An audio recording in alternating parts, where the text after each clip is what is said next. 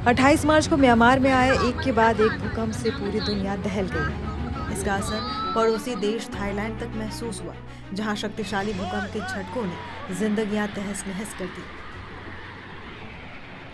Thailand की राजधानी Bangkok में एक निर्माणाधीन गगनचुंबी इमारत गिर गई, जहां दर्जनों श्रमिक फंस गए हैं।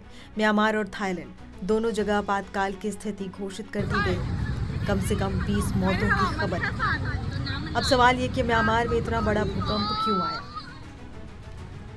धरती की बाहरी सतह 15 बड़ी और छोटी प्लेटों से बनी हुई है, जिसमें क्रस्ट और ऊपरी मेंटल आते हैं। ऐसा नहीं है कि ये प्लेट स्थिर है, बल्कि ये बहुत धीरे धीरे इधर उधर घूमती है। जब ये प्लेट्स एक दूसरे के आमने सामने मूव करते हुए एक दूसरे से रगड़ खाती है, तब भूकंप आता है। धरती के नीचे मौजूद ये प्लेट्स हमेशा ही धीरे धीरे चलती है।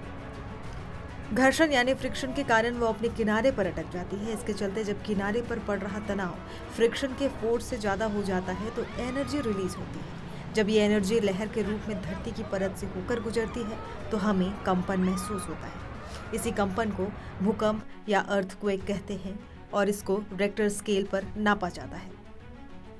अब सवाल ये कि आखिर म्यांमार की ज़मीन के नीचे ऐसा क्या है। दरअसल म्यांमार की लोकेशन ही उसे भूकंप के प्रति संवेदनशील बनाती है।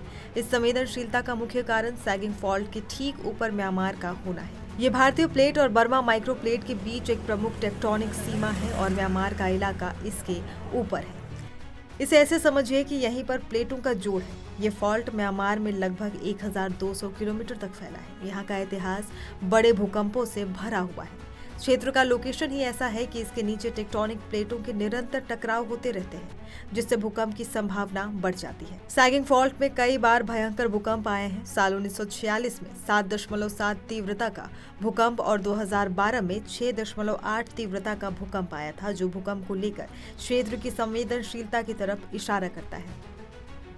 सैगिंग फॉल्ट को लेकर वैज्ञानिकों का अनुमान है कि इसमें प्लेटें प्रति वर्ष 11 मिलीमीटर से 18 मिलीमीटर तक एक दूसरे की तुलना में मूव करती है। स्टडी में पुष्टि हुई है कि ये फॉल्ट हमेशा ही बदलता रहता है। समय के साथ तनाव बढ़ता जाता है। जब ये तनाव अचानक निकलता है, तो भूकंप का कारण बनता है। अगर थाईलैंड की बात करें, तो वो खुद किसी फॉल्ट के ऊपर नहीं है, लेकिन म्यांमार के पास होने की वजह से यहाँ आए भूकंप के झटके वहाँ भी महसूस किए जाते हैं।